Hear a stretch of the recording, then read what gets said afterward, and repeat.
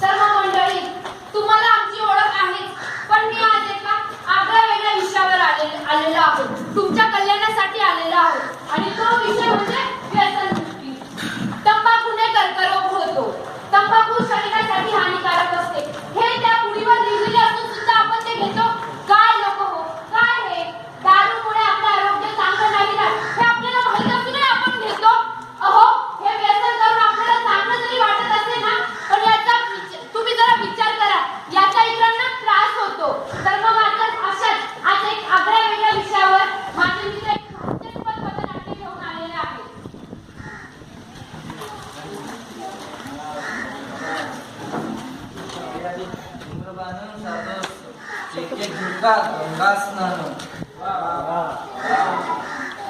लय दिवसानंतर भेटला. आज जाम प्यायची, कोणाच्या बापाला पण घाबरायचं.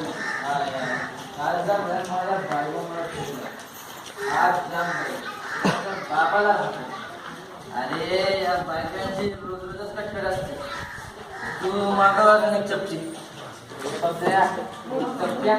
ए बबल्या, त्या बेवड्याला एक चपटी नव्हती. हो मालक, आलो. दुकान बंद करण्याची वेळ झाली.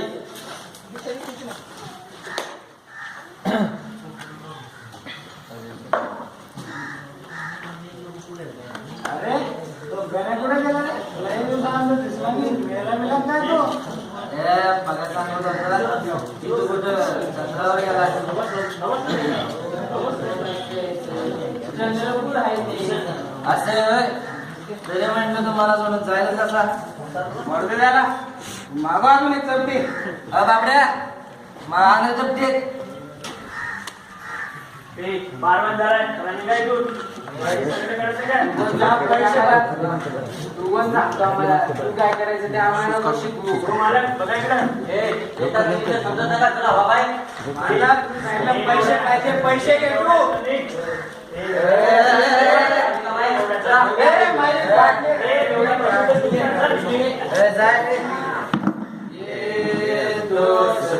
आज पण पाचशे.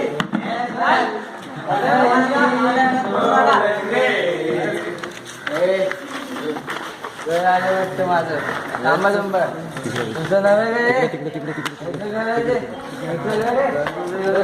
अरे नाही माझंच घर आहे ते.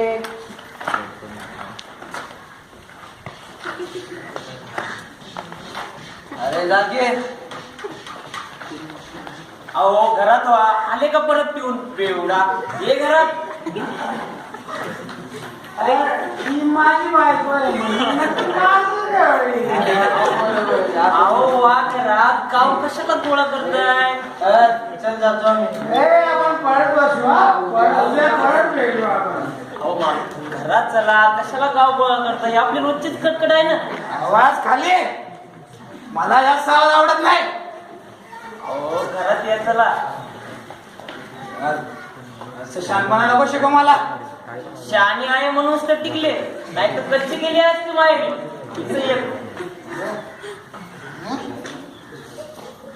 माझ्या मित्रांसमोर तू माझी इज्जत काढली. हो लय मोठी इज्जत आहे तुम्हाला. सगळेजण बेवडा बेवडा करतात, आम्हाला मान टाकून जावं लागते. कुठं कामाला जायचं बायाच्या घरात बेवड्याची बायको आली, बेवड्याची बायको आली. कसं जगावं आम्ही सांगा तुम्ही? गावाला करू आणि लवकर चल वाढ मला. यानं धरा अगोदर, नंतर वाटते.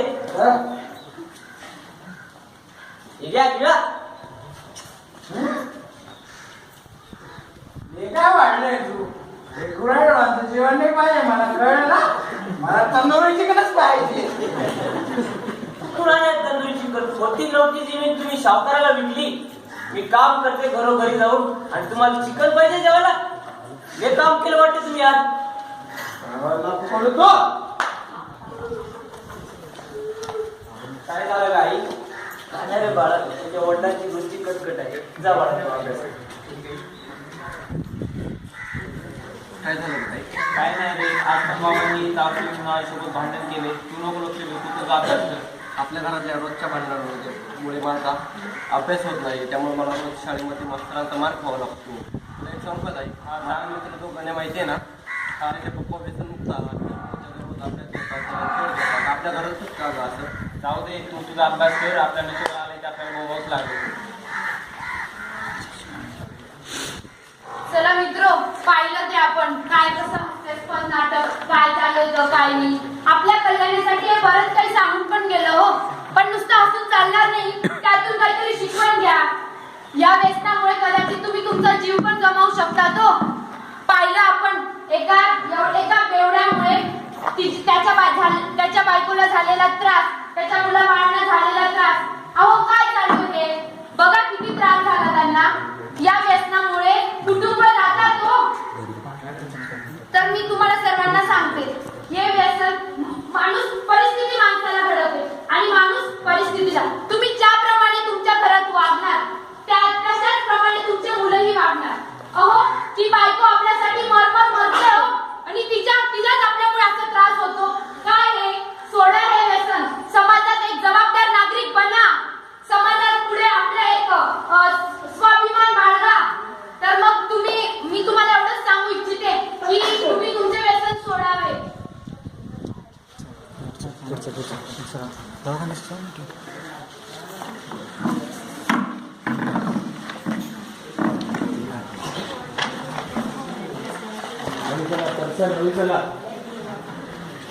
या बसा.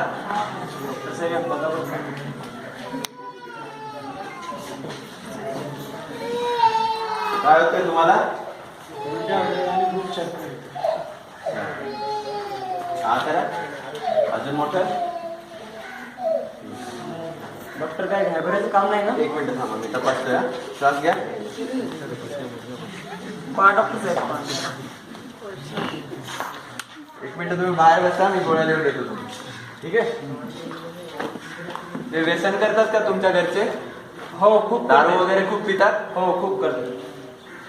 आता खूप सिरियस प्रॉब्लेम आहे त्यांच्याकडे. काय? जास्त वेळ नाहीये. नेमकं काय झालं? दारूमुळे त्यांचं लिव्हर खराब झालंय. डॉक्टर साहेब कृपया करून वाचवा त्यांना. माझा नवरा आहे, तो बेवडा जरी असला तरी माझा नवरा आहे. डॉक्टर साहेब हे बघा, त्यांनी जर तिथं गेलेत मग कोण करता तेवढं तुम्ही कोण- सांभाळा स्वतःला. दारू त्यांनी थांबवली तर काही होऊ शकतं, नाहीतर मी काहीच नाही करू शकत. नाही, आता त्यांना सांगते दारू बंद करा. बंद दारू पूर्णपणे बंद करायला सांगा. हो आता सांगते नक्की. चालेल, या गोळ्या लिहून देतो. तेवढ्या वेळेवर घ्यायला सांगा हो आणि काळजी घ्या. धन्यवाद. बायकोने एवढं समजावून पण नवऱ्याने दारू सोडली नाही. शेवटी तो मेला हो. तर मग आता बघूया याचा परिणाम, या दुष्परिणामाचा त्याच्या मित्रांवर काही फरक पडतो की नाही. वाटोळ वाटोळ वाटोळ झालं रे देवा. अरे कसं असलं ना, हो या, जसं समस्या झालं तसं संकट आपल्या कुटुंबावर येईल करे. आपली पण पत्नी तिची कमी वयातच विधवा होईल करे. आपली पण मुलं बालपणातच अनाथ होतील करे. हो यार, आपण हा विचार केलाच नाही. चल हट दारूच्या.